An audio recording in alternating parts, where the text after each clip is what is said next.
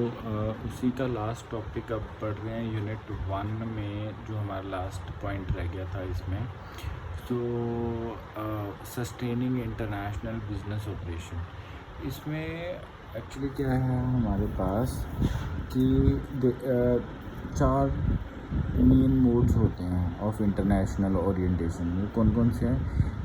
एक होता है हमारा एथनोसेंट्रिक, एक होता है पॉलीसेंट्रिक, एक होता है जियोसेंट्रिक और एक होता है रीजियोसेंट्रिक। जो हमारा इथनोसेंट्रिक होता है ना, इसमें क्या होता है कि जो एक्सपेट्रिएट्स होते हैं उनको हम बाहर भेजते हैं अपने हेड क्वार्टर से बाहर। हेड क्वार्टर से बाहर कौन से होते हैं? हमारे यूनिट्स होते हैं, जो हमारे जो मेन हेड क्वार्टर से के मेन हेड क्वार्टर जैसे हमारा हो गया, उसके अलावा हमारे जितने भी यूनिट्स, हमारी जितनी भी ब्रांचेस होंगे उनको सब्सिडरीज बोलते हैं। तो हम क्या करते हैं, एक्सपेट्रिएट्स को भेजते हैं अपने हेड क्वार्टर से सब्सिडरीज़ की तरफ, ताकि वो वहाँ पे जाके सब्सिडरीज़ में जो हैं वो इंश्योर कर सके कि प्रॉपर जो है कंट्रोल और इम्प्लीमेंटेशन, जो सेंट्रलाइज्ड पॉलिसीज़ हमने फ्रेम आउट की हैं, जो कि सभी में सेम होनी चाहिए एक कंपनी के अंदर, तो उसको वो इंश्योर कर सके। इसको हम बोलेंगे एथनोसेंट्रिक, है ना, ताकि वो फैसिलिटेट कर सकें, कम्युनिकेशन को देख सकें, है ना। वो हर जगह पे वो जो चीज़ है हम यूज़ कर रहे हैं। इसके हमें देखो बहुत सारे रीज़न्स होते हैं जिसके कारण हम ये एथनोसेंट्रिक स्टाफिंग करते हैं। एक तो होता है हमारा कि हमें जो लोकल हमारा होस्ट कंट्री होता है, जो हमारे सब्सिडरीज़ होते हैं, वहाँ पे हमें क्वालिफाइड स्टाफ नहीं मिल पाता, है ना। तो उसके लिए भी हम एथनोसेंट्रिक जो है वो प्रोसेस को फॉलो करेंगे, जहाँ पे हम मेन जो हेड क्वार्टर के बंदे हैं उनको वहाँ पे डिप्लॉय कर देंगे। और दूसरा पॉइंट होता है कि हम एक अच्छी कम्युनिकेशन, कोऑर्डिनेशन और कंट्रोल लिंक्स बनाना चाहते हैं हेड क्वार्टर्स का, ताकि जो है रिस्क कम हो सके, ठीक है। तो ये होते हैं हमारे कुछ एडवांटेजेस एथनोसेंट्रिक के। अगर मैं डिसएडवांटेजेस की बात करूँ यहाँ पे, तो जो प्रमोशनल एवेन्यूज़ होते हैं हमारे होस्ट कंट्री के, वो बहुत लिमिटेड हो जाते हैं, या इनफैक्ट वो ख़त्म ही हो जाते हैं। तो वो एक डिसएडवांटेज ज़रूर मिलेगी जो भी बंदा वहाँ पे डिप्यूट किया जाएगा। सेकेंडली, कॉम्पिटिटिव एज जो है वो रिड्यूस हो जाएगा कहीं ना कहीं, क्योंकि यहाँ पे क्या होगा कि पेरेंट कंट्री नेशन को बहुत ज़्यादा टाइम लग जाएगा उस होस्ट कंट्री को अडाप्ट करने के लिए, ठीक है। देन पैकेजेस, कंपनसेशन, सैलरीज़ का पे भी इफ़ेक्ट पड़ेगा। हम जो भी आपके पेरेंट कंट्री नेशन होंगे या होस्ट कंट्री नेशन होंगे, तो उसका भी फ़र्क पड़ सकता है अकॉर्डिंग टू कि उसकी करेंसी क्या है, ठीक है। मोर ओवर जो एक्सपेट्रिएट्स होते हैं वो बहुत ज़्यादा कॉस्टली भी होते हैं, कॉस्टली पड़ते हैं, क्योंकि ओवरसीज भेजना पड़ता है, लोकेशन ऐसी होती है, तो वो भी एक नुकसान है। अब नेक्स्ट पॉइंट आता है, इसी में हमने 4 मोड्स पढ़ने थे, तो सेकंड मोड है हमारा पॉलीसेंट्रिक। सो पॉलीसेंट्रिक क्या होता है? इसमें ना हम लोग बहुत ही कम मूवमेंट जो है वो देखते हैं एम्प्लॉइज़ की।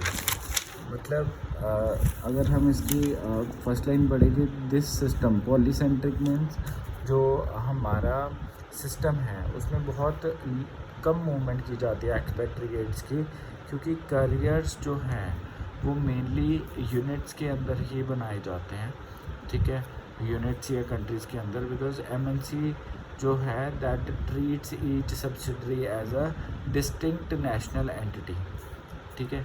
तो वो उसको ऑटोनोमी या ऑटोनोमस ही मानते हैं, उसको अलग ही मानते हैं कि जो भी सब्सिडरी है। तो करियर्स जो हैं मोस्टली हमारे कहाँ पे डेवलप होते हैं, इन्हीं यूनिट्स में डेवलप होते हैं। और जो एडवांटेज होता है पॉलीसेंट्रिक अप्रोच का वो ये होता है कि जितनी भी शॉर्टकमिंग्स है, जितने भी ड्रॉबैक्स हैं हमारे एथनोसेंट्रिक के, उसको हम जो है वो दूर कर सकें। एथनोसेंट्रिक के हमने ड्रॉबैक पढ़े थे ना, जहाँ पे हमने देखा था कि प्रोमोशनल एवेन्यूज़ ख़त्म हो जाते हैं, ये वो सारा, है ना, और कंपनसेशन, सैलरीज़ की प्रॉब्लम आती है। तो इन सब को एड्रेस करने के लिए हम पॉलीसेंट्रिक अप्रोच का यूज़ करते हैं। तो मेन उसका काम ही ये है कि हमने जो है जितनी भी डिसएडवांटेजेस हैं एथनोसेंट्रिक की, उसको दूर करना है, और हमें इस अप्रोच के थ्रू उसको दूर करना है जो हमारा पॉलीसेंट्रिक अप्रोच रहेगी। देन हमारा उसके अलावा जो है पॉलीसेंट्रिक अप्रोच में जो हम बोलते हैं कि हमारा टू एड्रेस द शॉर्टकमिंग्स है ना, शॉर्टकमिंग्स ऑफ एथ्रोसेंट्रिक अप्रोच। तो अब ये काम करने के लिए इन शॉर्टकमिंग्स को दूर करने के लिए वो कैसे हम कर सकते हैं। एक तो जो host country eliminates language barrier, employing host country nations eliminating language, वो लैंग्वेज बैरियर को ख़त्म कर दें।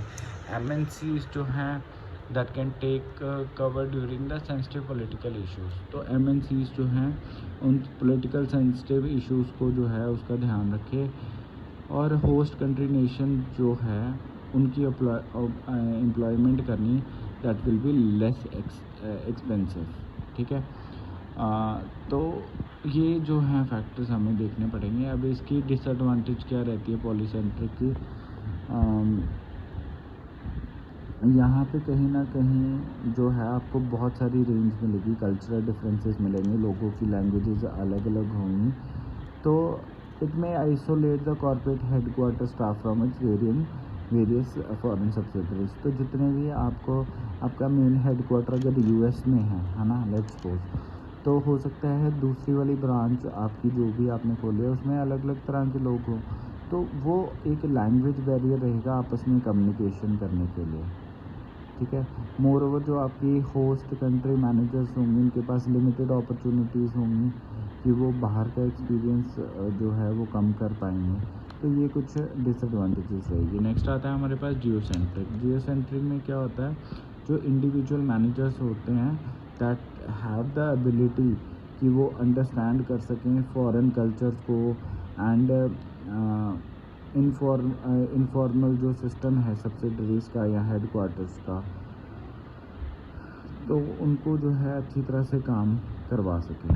ठीक है, तो अगर मैं इसको आपको थोड़ा सा यहाँ पे पढ़ के बताऊँ कि individual managers should have the ability to understand the foreign culture and informal system of subsidiaries and headquarters in order to function well in an environment of intense interaction and cooperation in the geocentric mode। तो जो individual managers हैं उनके पास ability होती है कि वो understand कर सकें बाहर के कल्चर को, इनफॉर्मल सिस्टम को, सब्सिडरी में जो भी इनफॉर्मल सिस्टम है उनको वो समझ सकें, है ना, और ताकि वो जो है उनको अच्छी तरह से फंक्शन में लेके आ सकें और उनको एक अच्छा इन्वायरमेंट दे सकें, कोऑपरेटिव इन्वायरमेंट दे सकें, that is called the geocentric mode. सारे ही सब्सिडरी, सारे ही हेडक्वार्टर्स को एक अच्छा इन्वायरमेंट देना, इंटरेक्शन, कोऑपरेशन अच्छी करनी उनके अंदर, तो वो जियोसेंट्रिक का काम होगा। जियोसेंटर मतलब पूरे ग्लोबल का, हम जियो बोलते हैं, जियो मीन्स वर्ल्ड का, तो पूरे वर्ल्ड में जितनी भी उनकी सब्सिडरीज हैं, जितने भी उनका मेन हेडक्वार्टर है, उनके बीच में अच्छी कोऑपरेशन और इंटरेक्शन करवाना। और इसके अलावा जो जियोसेंट्रिक है वो MNC को इनेबल करता है कि वो डेवलप कर सके, इंटरनेशनल एग्जीक्यूटिव टीम बना सके जो उनको हेल्प करे in developing the global perspective उनको मिले। ठीक है, ग्लोबल उनको एनवायरनमेंट मिले। तो वो मोर वो जियोसेंट्रिक हेल्प करता है कि हेडक्वार्टर्स जो हैं वो फंक्शन करें एज अ कॉरपोरेट बाकी सभी को जो है वो डील करें, उनको जो है वो सपोर्ट करें। इसके बाद आता है हमारा रीजियोसेंट्रिक क्या होता है हमारा, जब हमारा स्टाफ जो है they may move out of their countries only to be located within a particular geographic reason.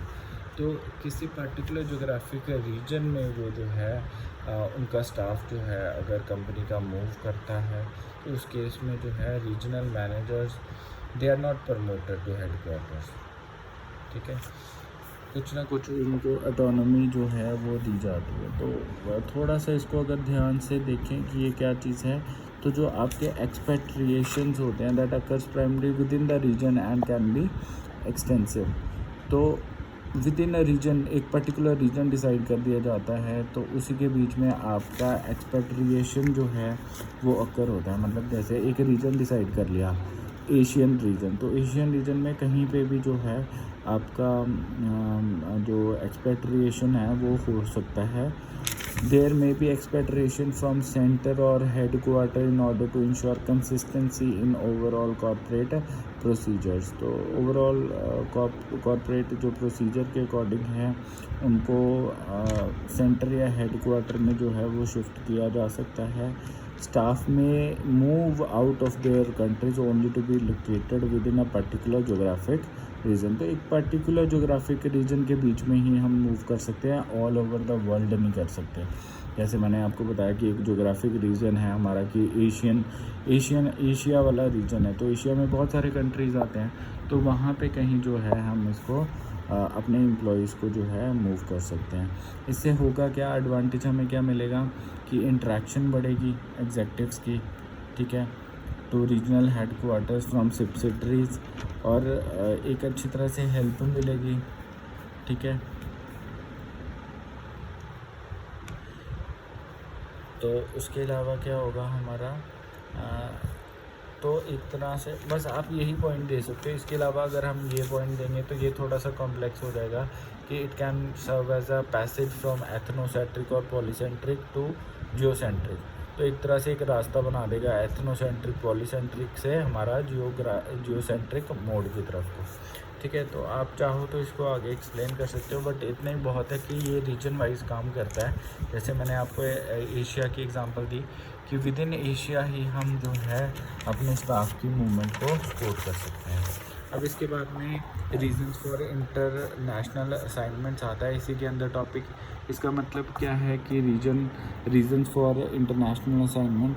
अब इंटरनेशनल असाइनमेंट्स क्यों दी जाती हैं, क्यों बाहर भेजा जाता है, क्यों स्टाफ को जो है वो बाहर भेजा जाता है, उसके मल्टीपल कारण हैं। पहले तो पोजीशन को फिल करना पड़ता है हमें, अपनी बाहर वाली कंपनी जो ओपन की है उसके लिए मैनेजमेंट डेवलपमेंट करनी पड़ती है, ऑर्गेनाइजेशन की डेवलपमेंट चाहिए, और उसके बाद में फिर ये तीन हमारे रीजंस हैं। एक तो पोजीशन फिलिंग, एक मैनेजमेंट डेवलपमेंट और एक ऑर्गेनाइजेशन डेवलपमेंट। पोजीशन फिलिंग में क्या है कि जब भी ऑर्गेनाइजेशन को स्टाफ की ज़रूरत पड़ती है तो पोजीशन पे डिपेंड करता है कि किस टाइप ऑफ पोजीशन की जो है वो ज़रूरत है। तो उस जगह पे मुझे लोकल स्टाफ एम्प्लॉय करना है या फिर ट्रांसफ़र करनी है किसी कैंडिडेट की, ठीक है। तो कहीं ना कहीं जो हमें स्किल का गैप है लोकल का और बाहर का, तो उसको हमें फिल करना पड़ता है, ठीक है, न्यू टेक्नोलॉजी को लाके, ठीक है। तो कुछ ऐसे केसेस हैं जहाँ पे शॉर्ट टाइम जॉब फिलिंग की जाती है। वो क्यों की जाती है, ताकि जो अगर आपको लोकल टैलेंट नहीं मिल रहा तो उतनी देर आप क्या करो, शॉर्ट टाइम अपनी पोजीशन को फिल कर लो अपना, ताकि जो आपके लॉन्ग टर्म रिक्वायरमेंट्स हैं उसको आप बाद में फुलफ़िल कर सको। इसलिए हम शॉर्ट टाइम जो जॉब फिलिंग जो है वो करते हैं, ठीक है। देन नेक्स्ट आता है मैनेजिंग डेवलपमेंट। मैनेजिंग डेवलपमेंट में क्या आता है आपका कि स्टाफ जो है उनको हम किसी भी पार्ट ऑफ ऑर्गेनाइजेशन में मूव कर सकते हैं ताकि उनकी प्रॉपर ट्रेनिंग एंड डेवलपमेंट की जाए। इसलिए इसका नाम है मैनेजमेंट की डेवलपमेंट करना। मतलब उसको प्रॉपर ट्रेनिंग देनी, उसको प्रॉपर डेवलपमेंट करनी उनकी, और इसीलिए जो आपका हेड क्वार्टर का स्टाफ है उसको ट्रांसफ़र किया जाता है सब्सिडरी ऑपरेशंस में, ताकि वो उनको जो है प्रॉपर ट्रेनिंग, प्रॉपर जो है चीज़ें जो हैं उनको सिखा सकें, ठीक है।